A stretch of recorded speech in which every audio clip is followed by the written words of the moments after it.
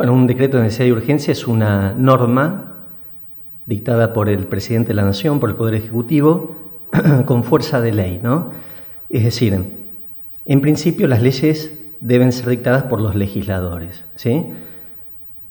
Excepcionalmente, el presidente de la Nación tiene la facultad de dictar leyes, los famosos decretos de necesidad y urgencia, cuando existe la necesidad y urgencia de dictar rápidamente una ley, ¿sí? El dictado de una ley lleva todo un procedimiento que establece la Constitución Nacional, pero que los encargados de llevarlo a cabo son los legisladores, no el presidente de la Nación, ¿no? Ahora, hay casos como el que estamos viviendo, de una pandemia, ¿sí? La Organización Mundial de la Salud decretó la pandemia por el nuevo coronavirus. La pandemia no es ni más ni menos que una enfermedad que se expande a muchos países. Entonces, existía la necesidad y la urgencia de dictar una ley rápidamente para evitar la propagación de esa pandemia en nuestro país. Y no podíamos esperar, el presidente no puede esperar los tiempos ordinarios del dictado de una ley, ¿no? Si esperara los tiempos ordinarios del dictado de una ley, todavía no hubiésemos tenido la cuarentena, el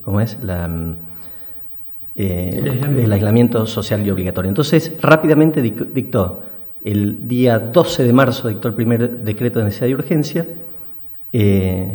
ordenando el aislamiento obligatorio, la cuarentena, por 14 días para los casos sospechosos. Después se fue prorrogando con distintos decretos de necesidad y urgencia, fue dictado el 297, el 325, el 355, y como vos decís, se fue prorrogando el aislamiento social, pero para todo el mundo, ¿no? Bien. Bueno, en este contexto hay... Perdón, mira, yo haciendo una analogía con el derecho penal, te compararía un decreto de necesidad y urgencia con un allanamiento en urgencia. Debo decir, ¿qué tiene que ver un allanamiento con un decreto? Como te decía, las leyes deben ser dictadas en principio por los legisladores. Existen casos excepcionales que le permite al presidente de la Nación dictar una ley, ¿no? Como es el decreto de necesidad y urgencia, que está establecido en el artículo 99, inciso 3, párrafo 3 de la Constitución Nacional. Los allanamientos, en principio, deben ser dictados por los jueces de garantías, ¿sí? A través de un procedimiento. El fiscal le pide al juez de garantía que ordene allanar un domicilio, llevándole las pruebas necesarias para que advierta que en ese domicilio es muy factible que se encuentren elementos relacionados con un delito. Entonces, el juez de garantías, o incluso el juez de paz, que también está habilitado por el Código Procesal Penal de la Provincia de Buenos Aires, artículo 25 bis, puede ordenar un allanamiento en urgencia luego de un procedimiento. Ahora, hay casos que son sumamente urgentes, de necesidad y urgencia, que habilitan al fiscal saltear ese trámite ante el fiscal, ante el juez de garantías, y puede ordenar por sí mismo rápidamente un allanamiento, ¿sí? Artículo 59 del Código Procesal Penal.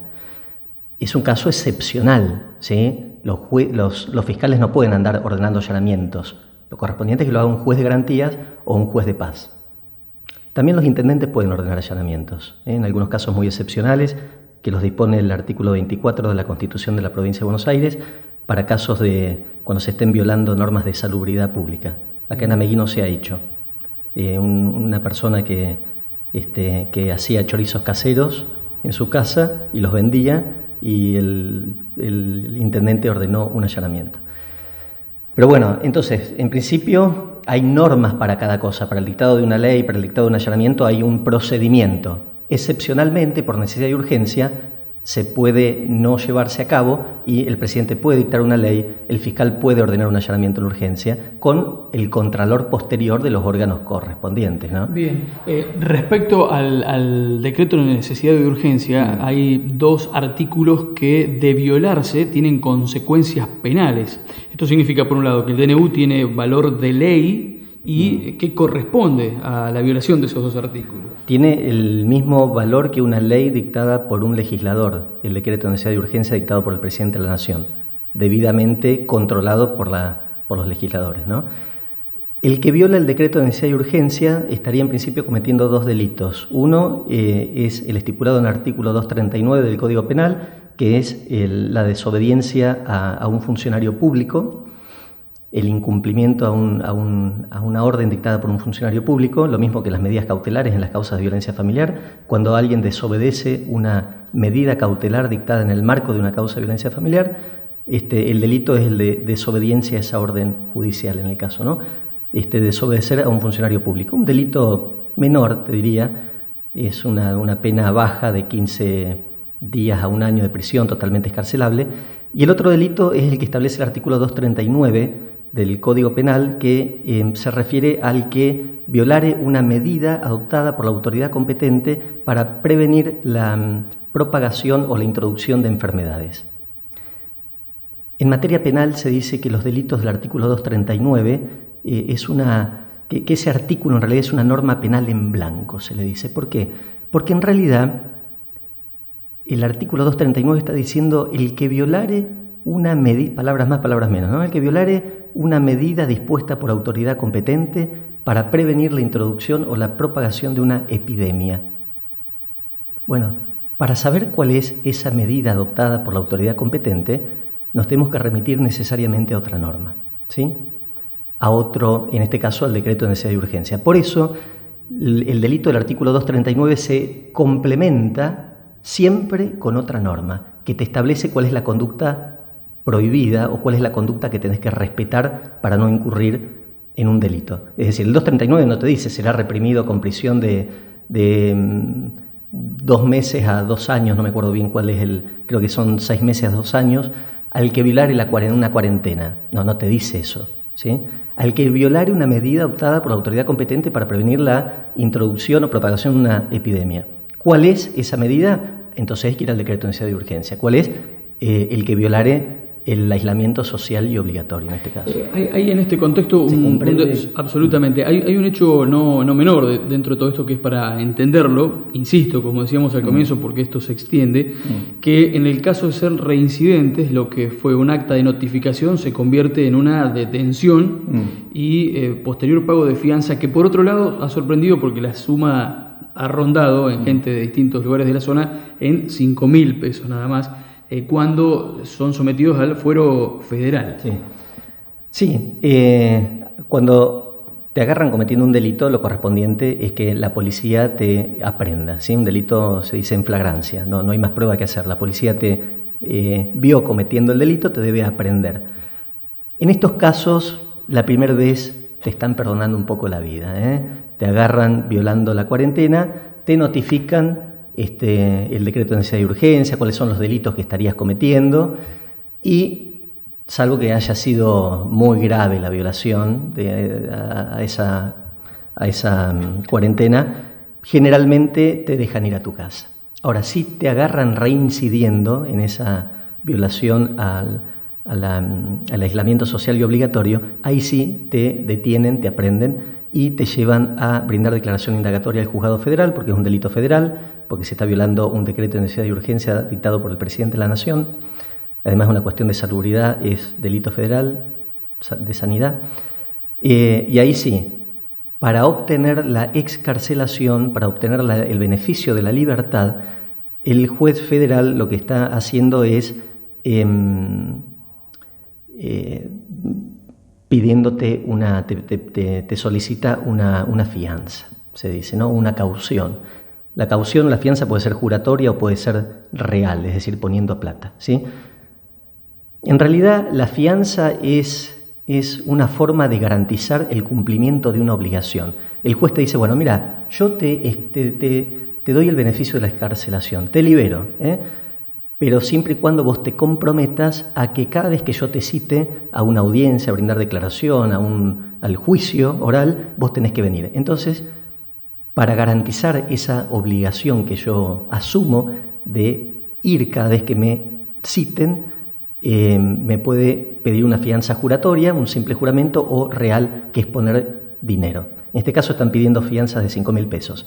La fianza en principio se devuelve, no es que se lo quede el Estado los 5.000 pesos. El Estado solamente se los queda si el imputado incumple con esa obligación asumida de concurrir cada vez que sea citado, si no se le devuelve. ¿Queda la persona con un antecedente ante la justicia? Sí, claro, si resulta definitivamente condenada, queda con un antecedente penal. ¿Sí? Bien. Lo último, yendo más al plano personal, si se quiere, porque hay dos cuestiones. Más allá de los efectos que la justicia del hombre tiene, está, si se quiere, la justicia divina, porque transgredir esta norma significa poner en riesgo a la población y a nosotros mismos. En esa convivencia con ambas cosas, ¿qué opinión tiene en lo personal? A ver, particularmente no creo que Dios nos juzgue por violar la cuarentena. Si vos querés ir un poco por el tema religioso... Sí, básicamente la pregunta sería, sí. En lo personal, teniendo en cuenta que hay un riesgo judicial que uno asume al violar una cuarentena y por otro lado nos estamos exponiendo con nuestra propia salud. En lo personal, teniendo en cuenta estos aspectos, ¿qué opinión tiene de la aparición de la pandemia? ¿Lo sorprende? No, en absoluto. Si me preguntás si me sorprende la pandemia, a mí no. Y creo que no le debería sorprender a ningún cristiano.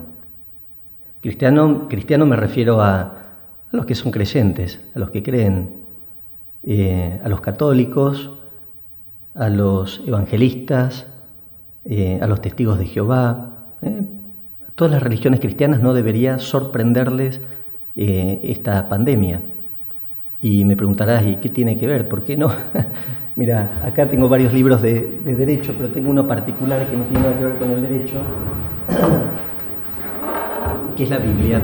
Le voy a decir un abogado.